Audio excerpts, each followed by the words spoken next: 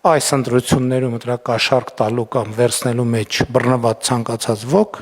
մինչև հաջորդ ընտրությունների արդյունքների ամփոփումը պետք է անցկացնի բանտում։ Եթե սրա համար անհրաժեշտ են իրականացնել օրենսդրական ինստիտուցիոնալ փոփոխություններ, այդ փոփոխությունները անհրաժեշտ է հիմա անհապաղ ձևով անել, բայց ես չեմ կարծում, թե դրա համար պետք է փոփոխություններ։ Ես հստակ պահանջում եմ, որ նրանք, ովքեր ընտրակաշառք վերցնելու կամ տալու մեջ բռնվել են, մինչև հաջորդ համապետական ընտրությունների պաշտոնական արդյունքների ամփոփման առնվազն օրը պետք է լինեն բանտում։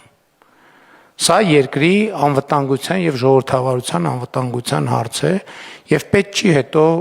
խղճահարության տեսարաններ սարքել։